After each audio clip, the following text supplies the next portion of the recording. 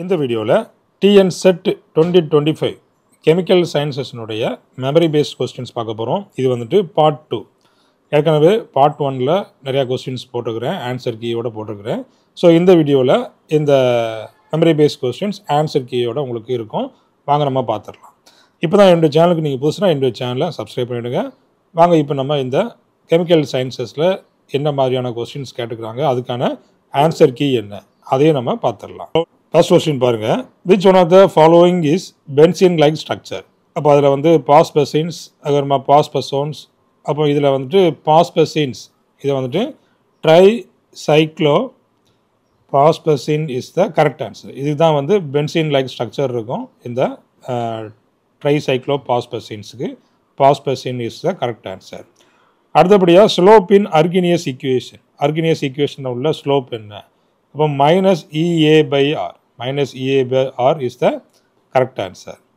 அடுத்ததாக thorium to polonium, இதில் வந்து என்ன டிகே ஆகிருக்கு அப்படிங்கிறத கேட்டுக்கிறாங்க. இப்போது தோரியம் 90-234, பொலோனியம் 91-234. அப்போ இதில் என்ன டிகே? அப்போ இதில் அட்டாமிக் நம்பர் இங்கே 90-91 இருக்குது. அப்போ இங்கே ஒன்றே மட்டும் நீங்கள் சப்ட்ராக்ட் பண்ணால் போதும். இப்போ 91 -1. இப்போ -1 எதுக்கு வரும்னு பார்த்தீங்கன்னா இந்த பீட்டா பார்ட்டிகளுக்கு வரும். அப்போ 91 - 1 90 மாறிடும். அப்போது beta decay is the correct answer. அடுத்தபடியாக இந்த secular equation for 1,3 butadiene system. அப்போ இந்த 1,3 பியூட்டாடையின் சிஸ்டத்தில் செகுலர் ஈக்குவேஷன் அப்படின்னு பார்த்தீங்கன்னா இந்த x⁴ -3x² + 1 = 0.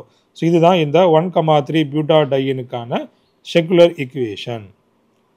அடுத்தபடியாக இந்த டயக்ராம் ஃபார் பிளாட், அதாவது வோல்ட் வெர்சஸ் pH. ஸோ இதுக்கான இந்த பிளாட் என்ன அப்படின்னு பார்த்தீங்கன்னா, அதாவது இந்த நான்ஸ்ட் ஈக்குவேஷன். இப்போ நான்ஸ்ட் ஈக்குவேஷனில் தான் இந்த வோல்ட் வெர்சஸ் pH வரும். ஸோ அதே போல் இந்த போர்பேக்ஸ் டயக்ராமுக்கும் வரும். ஸோ இது கரெக்டான இந்த கொஸ்டின் தெரியல. இப்போ போர்பேக்ஸ் டயக்ராம் இல்லைன்னா இந்த Nernst equation is the correct answer. அடுத்தபடியாக equation for Debye Huckel limiting law. Debye Huckel limiting லாவுக்கான equation ln gamma +or -1 is equal to -A z plus z minus √u concentration. அப்போ இதுதான் இந்த DHLL, அதாவது டி/ஹக்கல் லிமிட்டிங் லா.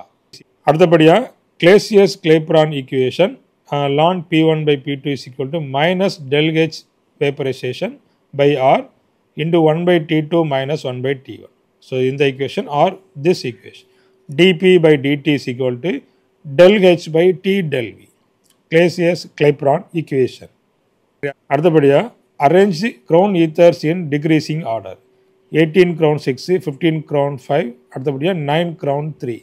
அப்போ இதில் இந்த மோஸ்ட் பைண்டிங் எபிலிட்டி இல்லைன்னா அதிகமாக கேவிட்டி உள்ளது எது அப்படிங்கிறதையும் கேட்டுக்கிறாங்க. அப்போ இதில் எந்த க்ரௌனில் பார்த்தீங்கன்னா இந்த கேவிட்டி மிடில் வந்து கேவிட்டி அதிகமாக இருக்கும். அப்போ இந்த 18 crown 6க்கு தான் உள்ளுக்குள்ளே கேவிட்டி அதிகமாக இருக்கும். ஸோ கேவிட்டி அதிகமாக இருந்துச்சுன்னா அதனுடைய பைண்டிங் எபிலிட்டியும் அங்கே அதிகமாக இருக்கும்.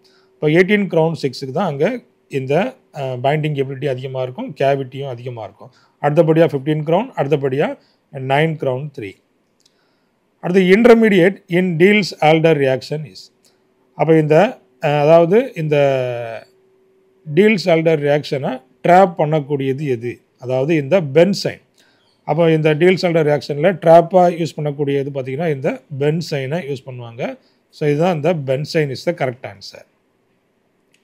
அடுத்தபடியாக இந்த ஈட்டாட் ரியாக்ஷன், அதாவது இதில் இந்த சைலின் இருக்குது. இது வந்து மெட்டாசைலின் இல்லையா? மெட்டாசைலின் குரோமில் குளோரைடு வித் CS2 என்ன ஆகும்னு பார்த்தீங்கன்னா இந்த 2 மெத்தில் குரூப்புமே இதில் ஆக்சிடைஸ் ஆகும். CHO. இங்கே வந்து டொலுவின் இருந்தாலும் அங்கே என்னவாக மாறும்? பென்சால்டிகைடாக மாறும். இங்கே பக்கத்தில் இதில் ஆர்த்தோசைலின் இருந்தாலும் அது வந்து என்னவாக மாறும்? இந்த தேலால்டிகைடாக மாறும். ஸோ இங்கே வந்து நமக்கு CHO 2 பொசிஷனுமே இந்த ஆக்சிடைஸ் ஆகுது. CHO. அடுத்தபடியாக இந்த மாலிக்யூல்ஸ் கொடுத்துட்டு அது வந்து என்ன ப்ரோலேட்டா, ஏசிமெட்ரிக்கா, ஸ்பெரிக்கல் டாப்பா, ஓப்லேட்டா அப்படிங்கிறத கேட்டுக்கிறாங்க. அப்போது CH3F ப்ரோலேட்டு, அடுத்தபடியாக இந்த H2O வாட்டர் மாலிக்யூல் வந்துட்டு ஏசிமெட்ரிக் டாப்பு, அடுத்தபடி SF6 ஸ்பெரிக்கல் டாப்பு, BCl3ன்னு பார்த்தீங்கன்னா ஆவ்லேட். அப்போ இந்த ஆப்ஷன் நீங்கள் போட்டிருக்கீங்களா அப்படிங்கிறத செக் பண்ணிக்கிடுங்க. அடுத்தபடியாக இந்த MnH2O6 2+. அப்போ இதில் இந்த டிரான்சிஷன் வந்துட்டு பாசிபிளா அப்படின்னு கேட்டுக்கிறாங்க. அப்போ இதில் வந்துட்டு இந்த செலெக்ஷன் ரூல் வந்துட்டு ∆S = 0. ஸோ அதை ஒபே பண்ணுதா அப்படிங்கிறத பார்க்கணும். இப்போ இங்கே பார்த்தீங்கன்னா இந்த T2Gலேருந்து ஒரு எலக்ட்ரான் இங்கே போச்சுன்னா என்ன ஆகும், அந்த சேம் தான் போகும் இல்லையா, அந்த ஸ்பின் வந்துட்டு சேமாக தான் இருக்கும். அங்கே வந்து என்ன ஆகாது, இந்த ஸ்பின் இந்த ∆S வந்துட்டு 0 ஆகாது. இப்போ இதில் ப்ளஸ் ஆஃப் வந்துட்டு ∆S வந்துட்டு என்ன ஆயிரும், உங்களுக்கு 1 மாறிடும். அப்போ இது வந்துட்டு ஃபர்பிடன் இல்லை, இது வந்துட்டு இதில் டிரான்சிஷன் ஆகாது. அப்போ இங்கே பார்த்தீங்கன்னா எல்லா டிரான்சிஷனும் இங்கே வந்துட்டு forbidden. MnH2O6 spin forbidden transition. அடுத்தபடியாக Hermitian operator is associated with real values. அப்போ இதையும் வந்துட்டு அதில் ஆப்ஷனாக கேட்டுக்கிறாங்க. அப்போது இந்த ஹெர்மிஷியன் ஆப்ரேட்டருக்கு எப்போதுமே இந்த ரியல் வேல்யூஸ் தான் இருக்கும், அதாவது ஐகன் வேல்யூஸ் வந்துட்டு எப்போதுமே அதில் ரியலாக தான் இருக்கும். ஸோ அப்போ இந்த ஆப்ஷன் போட்டிருக்கீங்களா அப்படிங்கிறதையும் செக் பண்ணிக்கிடுங்க. அடுத்தபடியாக இந்த 1,3 பியூட்டாடையின். அப்போ 1,3 பியூட்டாடையினுடைய எனர்ஜி ஆர்டர் என்ன? அப்போ அதில் E4, E3, E2, E1. இப்போ இந்த E4ங்கிறது ஆன்டிபாண்டிங், அதுக்கு அடுத்தபடியாக E3ங்கிறது லோமோ, E2 வந்துட்டு ஹோமோ, E1 வந்துட்டு லோயஸ்ட் எனர்ஜி. அப்போ இதில் இந்த E4 இருக்கு இல்லையா, E4 ஆன்டிபாண்டிங் தான் ஹையஸ்ட் எனர்ஜி. அப்போ E4 அடுத்தபடியாக E3 அடுத்தபடியாக E2 அடுத்தபடியாக E1. இதுதான் இந்த 1,3 பியூட்டாடையினுடைய எனர்ஜி ஆர்டர். அடுத்தபடியாக இந்த கிளஸ்டர் கார்பனைல் கிளஸ்டரில் மெட்டல் பாண்டு இல்லைன்னா இதில் எத்தனை பிரிட்ஜ் கார்பனைல்ஸ் இருக்குது அப்படிங்கிறத கேட்டுக்கிறாங்க. அப்போ இந்த Fe3CO12 எத்தனை மெட்டல் பாண்ட் அப்படின்னு பார்த்தீங்கன்னா 3 மெட்டல் பாண்ட் இதில் உண்டு. அதே போல் இந்த வந்து 2 பிரிட்ஜஸ் இது பாருங்கள், இதில் 2 CO, இதில் ஒரு CO, இதில் ஒரு CO. இதுதான் 2 பிரிட்ஜ் கார்பனைல் குரூப் இருக்கும். அப்போ 2 CO பிரிட்ஜ் கார்பனைல் குரூப்பு, அதே போல் 3 மெட்டல் பாண்டும் இருக்கும்.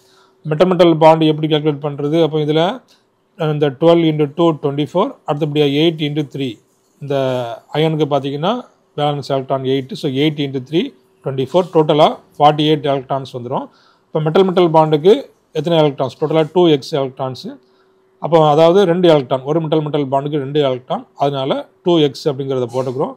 ஸோ 2x + 48 = என்ன வந்துடும், இதில் டோட்டலாக வந்துட்டு 54. இதில் 3, அப்போ ஒரு அயனுக்கு 18னா 3 அயனுக்கு எத்தனை 54. இப்போ 54 - 48 நம்ம இதில் போடுறோம், 6 வருது. ஸோ அப்போ 2x = 6, அப்போ x = 6/2. அப்போ இதில் 3 மெட்டல் பாண்டு இதில் வந்துடும்.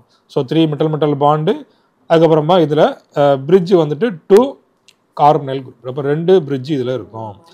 அடுத்தபடியாக இந்த சைக்ளோ ஆக்டா டெட்ரையினுடைய ஷேப் கேட்டுக்கிறாங்க. இந்த சைக்ளோ ஆக்டா டெட்ரையினுடைய ஷேப்னு பார்த்தீங்கன்னா இந்த மாதிரி இந்த டப் ஷேப்பில் இருக்கும். அடுத்தபடியாக இந்த பாலிமரில் ஒரு கொஸ்டின் கேட்டுக்கிறாங்க, இந்த ஐசோடாக்டிக் சிண்டியோடாக்டிக் இந்த கான்செப்டை வச்சு.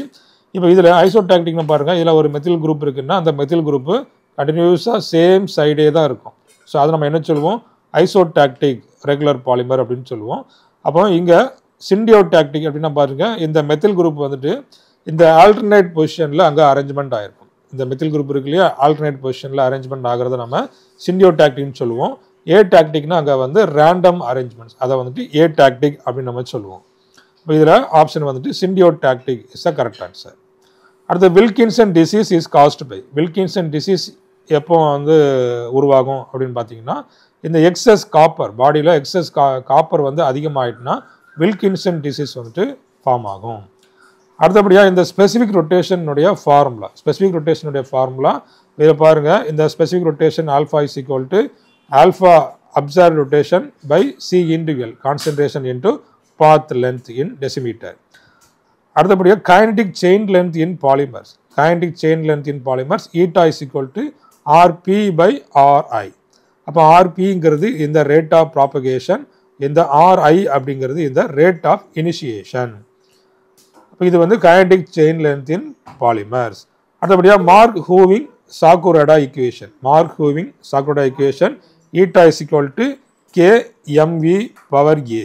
அப்போ இந்த கேயும் ஏயும் இந்த கான்ஸ்டன்ட், அதுக்கப்புறமா MV அப்படிங்கிறது இந்த விஸ்காசிட்டி ஆவரேஜ் மாலிகுலர் வெயிட். இதான் இந்த மார்க் ஹூவிங் சாக்குராடா ஈக்குவேஷன். இப்போ இதே போல் இன்னும் அடுத்த செட் ஆஃப் கொஸ்டின்ஸ் நம்ம அடுத்த வீடியோவில் பார்க்க போகிறோம். இது வரைக்கும் 37 கொஸ்டின்ஸ் அப்லோட் பண்ணியாச்சு. இந்த 37க்கு உங்களுடைய மார்க் என்ன, 37ல் எத்தனை கொஸ்டின்ஸ் நீங்கள் கரெக்டாக எழுதிருக்கீங்க அப்படிங்கிறத நீங்கள் கமெண்ட் பண்ணுங்கள். தேங்க்யூ. தேங்க்ஸ் ஃபார் வாட்சிங்.